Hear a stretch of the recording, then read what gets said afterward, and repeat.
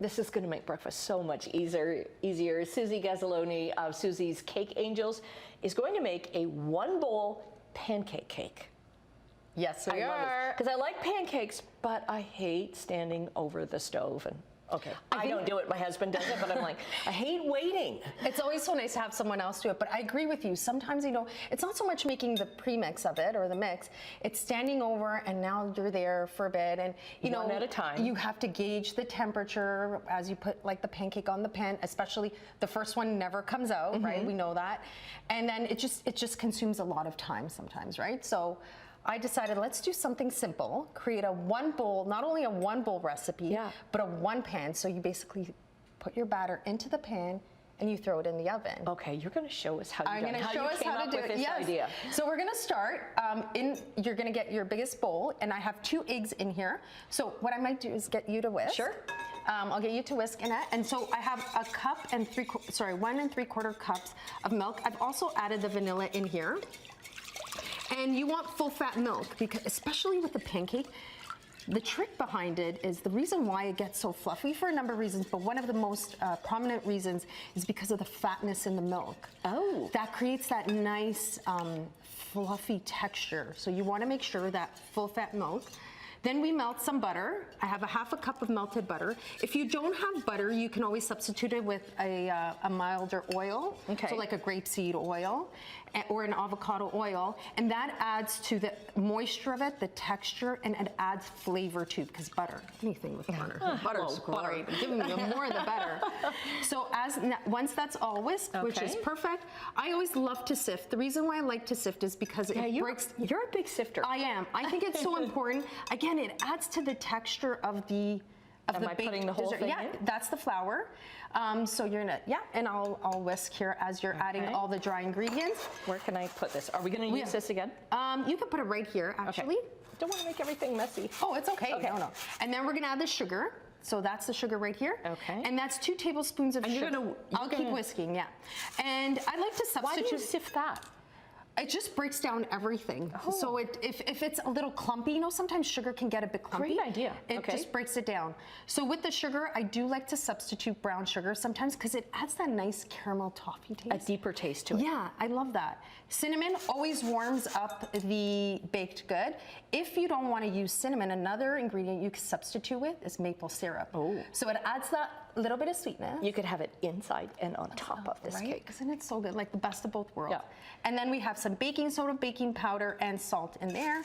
That's our leavening agent. So that basically helps with rising, right? And then do you want to whisk that? I'll let you do it. Okay. So we're just going to mix it all together. And the nice thing about this 1-bowl recipe is you can use a mixer if you'd like, but you can just do it by hand. So you can quickly whip it up. And you don't want to over mix it because what happens is then it gets too dense and tough. It's not fluffy. No, it's not fluffy, and we don't want that. So see how the texture of this, there's a few. Okay, there's clumps in there. There's a few Even clumps. though you've sifted stuff. That's okay. So now we get to add our favorite add-ins. So we can do chocolate chips. Add in them all. The more the better. We can add bananas if you like sliced bananas, or you could do blueberries and raspberries. But let's add the bananas into. Let's add the bananas. Chocolate and bananas, right? They're just such a great combo. So, and you see how the texture starts to get a little thicker? Okay. So here's a trick with pancake mix. I always like to let it sit for anywhere between 5 to 10 minutes.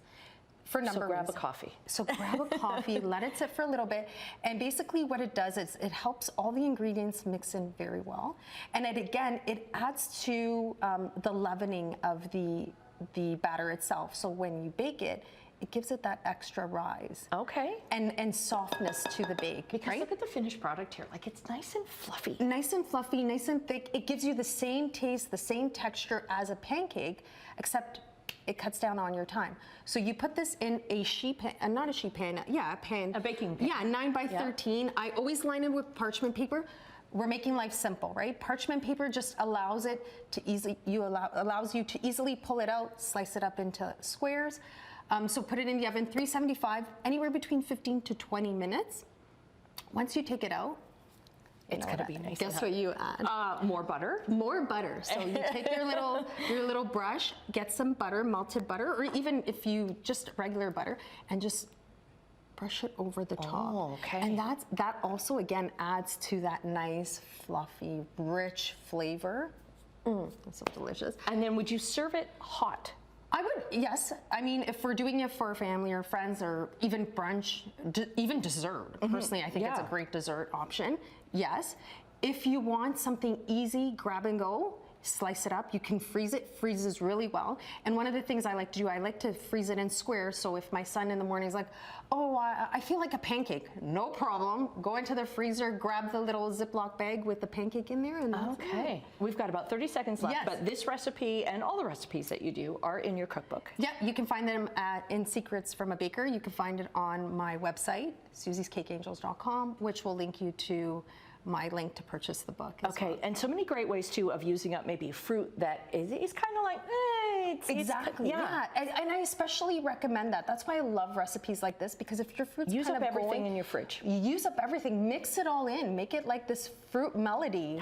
You are changing breakfast. I love it. We'll get the link in our website at chch.com/morninglive.